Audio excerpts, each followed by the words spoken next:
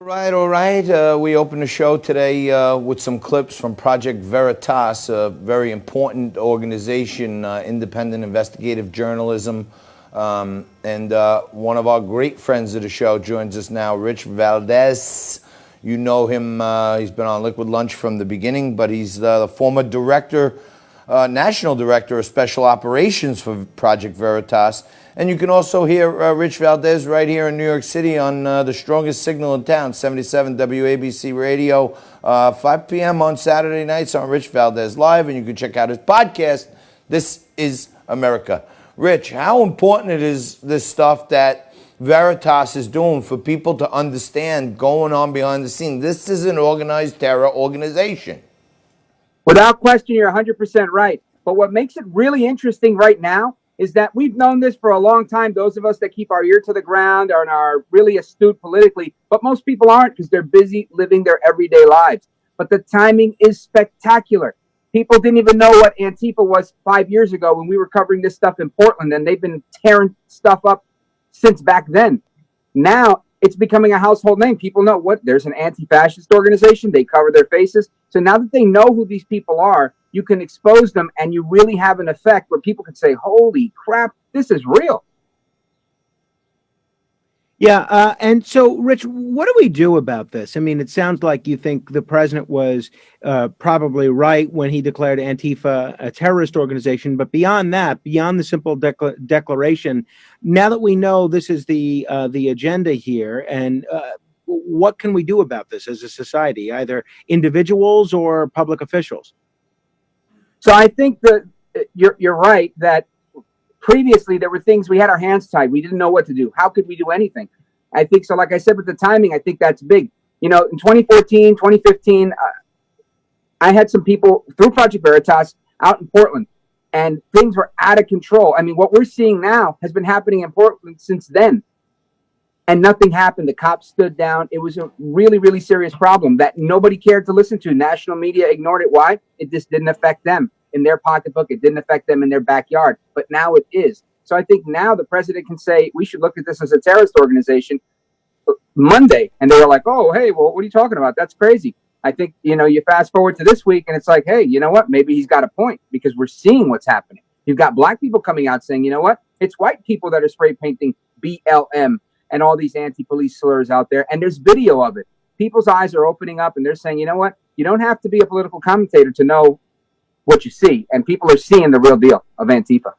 No doubt about that, Rich. I saw, I think a week or so ago, you had Rudy Giuliani on your either your show or your podcast. Yep. So I was actually on his show, and then the next day he was on my show. There you and what go. we talked about. Yeah, you did a home and home game. I'm sorry. Go ahead. Say again. I said you did a home and home game. Yeah, exactly. So we were doing that, and I wanted him on because I wanted him to talk about, you know, his experience as mayor and how it was that, you know, coming off of the Crown Heights riots, how during his administration these things just didn't happen. And he had a very different approach to policing in the community. So he shared a little bit about that on the most recent episode of This is America. And in the first segment of that same one, we talked about a little bit of what we're talking about now, which is how Antifa has its roots in communist sympathizers. And again, last year, 5 years ago, people would say that, you know, during the Obama administration, for example, people would say that, you know, Antifa had communist links, and people would say, oh, you're one of those McCarthyites. And now we're looking at it and we're saying, holy cow, this is the real deal. These people literally tear a few pages out of Marx's manifesto, tie it in with some stuff they learned from Lenin and from Mao, and voila, you've got what we're seeing in New York City. Hey, Rich, I'm curious to get your take on this growing movement to defund the police. Now, initially, this was kind of a fringe movement, but now it's become increasingly mainstream. In LA, they've announced, I think it's $150 million worth of budget cuts to the LAPD. Scott Stringer, who's one of the leading Democratic candidates for mayor in New York City, he's proposing $1 billion in cuts to the NYPD. The New York Times has published an op-ed advocating this. What would your response be to someone that's considering defunding the police and redirecting that money to underprivileged groups as a way to remedy the kind of injustices that we saw with the George Floyd killing? Yeah, to me, that's a non-starter. I don't think it helps. I think people are misplacing their anger and frustration. The police are not necessarily the problem, even if what they're saying is true. That it's the police being unfair towards black men in disproportionate numbers, which the data doesn't support. But even if it were so, the argument would be towards training, and you would need more resources to do better training, not less resources. The police are unique in that they are the front line of defense for both people and the government. So if you want to attack the government, the cops are going to defend the government. If you want to attack other people, the cops are going to protect other people, life, property, businesses. So I think that's really misplaced and it's misunderstood. If it does happen, I mean, again, it's a page out of Mao or Lenin. These guys, they did not want a strong anything until they were in power, and then they wanted to become the strong everything. So this to me falls right in line, and those who are students of history can see that this smacks of communism. Rich, one last thing. I noticed that you're always perfectly coiffed. I know that in a former life you were one heck of a barber. And I saw you giving Rudy a little bit of a cleanup. I don't know if you saw, but last week Frankie and I kicked off a protest against the lockdown here in Staten Island. I opened a salon in my backyard, and local stylists who are out of work are coming down, and I'm letting them use my property to give out haircuts and keep whatever money they negotiate. Frank actually got the first haircut. But we might have to get you. We're doing it again on Sunday. Last week we gave out, we have nail people, manicure people, massage people, haircutters.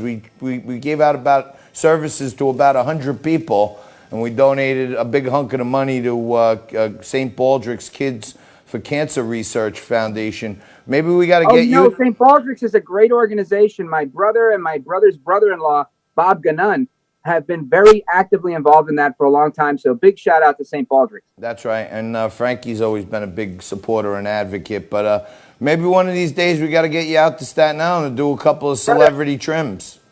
I would love to. Let me tell you, I had not used my scissors and comb for a really long time. And I traded them in because people found out. They're like, hey, did you just own the shop or did you cut hair too? And I was like, well, before you know it, I was cutting this one's hair, cutting that one's hair. I even gave Curtis Lewa a trim because he was claiming he had coronavirus in his hair. When you had the salon, you went by Ricardo. It was a good time. I really liked it. And what was interesting was the conversation that goes on while you're cutting people's hair is so different than hanging out at the bar or talking with people in politics. You get a different level of conversation. So cutting the America's Mayor, Rudy Giuliani, it was a really fun time.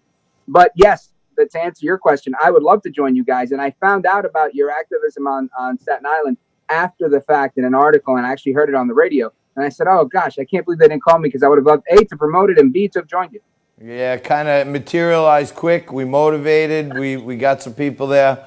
We're trying to make a difference everywhere we can, just like you are always, buddy. What do you got coming up this weekend? So we've got a whole lot going on. I mean, we're going to be breaking down this Veritas stuff and, again, trying to tie the links to exactly how this, what are the pages that they're pulling from communist history? Because I think that's really, really important for people to see that correlation.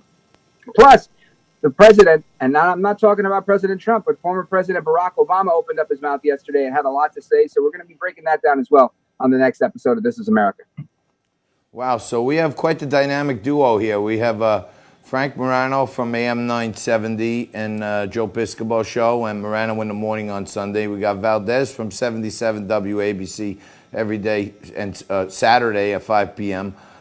This is quite the esteemed radio duo. Frank, are you in competition with Rich? No, you know what? I honestly, I think that the better all of the AM news talk stations in this city are, the better we'll all be. I mean, when there's quality content on the AM dial, at least you have listeners on the AM dial to begin with, rather than listening to a podcast or listening to satellite radio or watching Netflix or something else. So I'm all for the more great programs on AM radio, the better as far as I'm concerned. Yeah. And I would say never competition, but having the city covered from every angle.